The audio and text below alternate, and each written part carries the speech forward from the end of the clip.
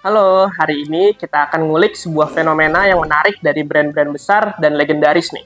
Pernah nggak sih kalian tuh bertanya-tanya, kenapa ya brand-brand besar tuh, walaupun mereka udah jadi juara di industrinya masing-masing, mereka masih tetap ngiklan.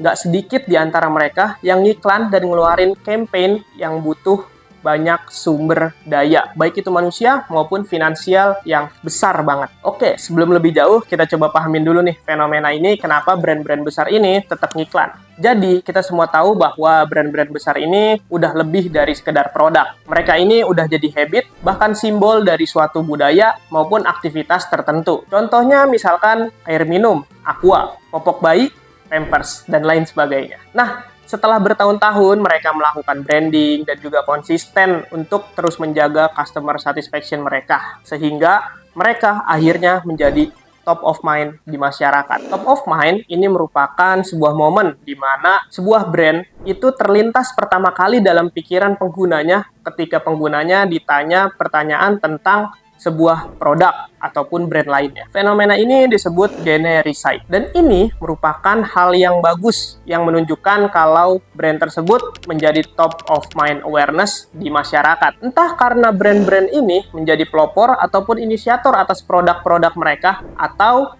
karena iklan-iklan mereka yang paling kencang dibandingkan kompetitor. Nah, jadi meskipun mereka ini udah menjadi brand raksasa, tapi mereka tetap menjaga brand awareness mereka di masyarakat untuk tetap menjadi top of mind. Dan iklan menjadi salah satu alat bagi brand-brand ini untuk tidak hanya eksis, tapi juga untuk mengukuhkan brand mereka untuk generasi selanjutnya. Oke, kita ambil contoh dari Coca-Cola, misalkan. Coca-Cola ini merupakan salah satu brand minuman yang paling ikonik dan dikenal di seluruh dunia.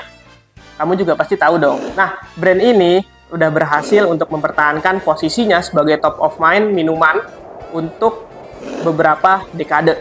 Coca-Cola telah mempertahankan konsistensi branding mereka sepanjang sejarahnya.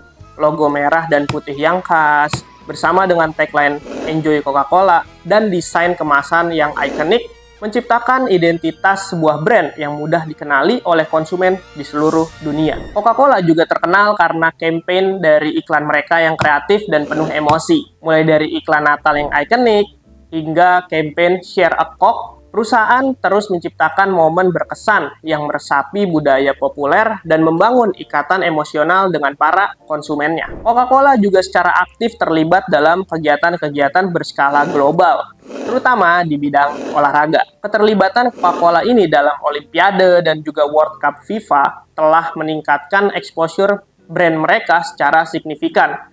Dan ini menciptakan asosiasi positif antara Coca-Cola dan momen-momen penuh semangat. Coca-Cola juga terus berinovasi dengan meluncurkan produk-produk baru dan diversifikasi portofolionya. Dengan memahami perubahan tren konsumennya, Coca-Cola tetap relevan dengan meluncurkan varian diet, minuman berserat, dan produk-produk inovatif lainnya. Tak lupa, Coca-Cola juga aktif di platform media sosial, berinteraksi dengan para penggemarnya, dan juga memanfaatkan campaign viral. Strategi ini memastikan bahwa brand akan tetap relevan di era digital dan juga mampu membangun komunitas online yang kuat. Coca-Cola dengan strategi yang konsisten dan fokus untuk menjadi top of mind telah mencapai pencapaian yang luar biasa. Brand ini tidak hanya memimpin pangsa pasar global untuk industri minuman ringan, tetapi juga menjadi simbol budaya yang meresapi kehidupan sehari-hari masyarakat di seluruh dunia. Coca-Cola adalah contoh yang sukses dalam memahami dinamika menjadi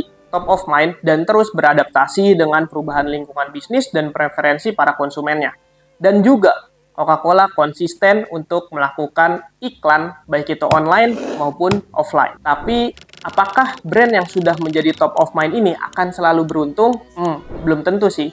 Ada brand yang sudah menjadi top of mind tapi akhirnya harus turun, menjadi brand biasa mungkin, atau bahkan bubar. Karena dengan menjadi top of mind, branding mereka ini bisa memudar, apalagi jika mereka sudah tidak melakukan iklan, campaign, dan juga inovatif menarik lainnya. Nah, hal inilah yang terjadi pada Nokia dan juga BlackBerry, di mana kita juga tahu bahwa mereka adalah dua brand telepon genggam paling besar pada masanya. Jadi, pada awalnya Nokia ini mendominasi pasar global dengan ponsel yang handal dan juga tahan lama. Kita semua juga tahu itu kan. Namun, kemudian market lebih memilih beralih ke smartphone dengan layar sentuh dan fungsionalitas yang lebih tinggi dibandingkan Nokia, bahkan juga BlackBerry. Perusahaan seperti Apple dan Samsung berhasil mengambil alih pasar dengan strategi marketing mereka yang agresif, fokus pada penggunaan pelanggan dan brand recognition mereka yang semakin kuat.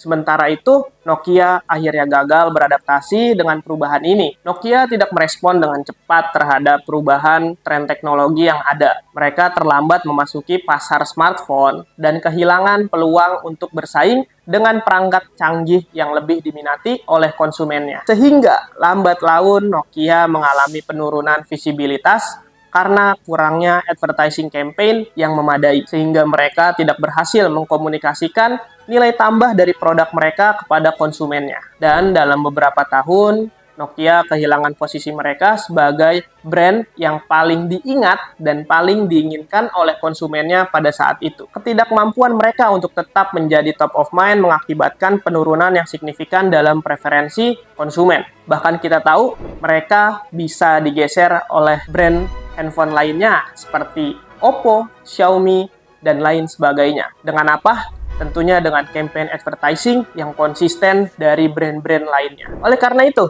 sangat wajar dong jika brand-brand besar ini terus beriklan di masyarakat. Oke? Itulah kenapa para brand-brand besar ini terus-menerus beriklan dan juga pentingnya menjadi top of mind yang selalu konsisten untuk berinovasi di masyarakat.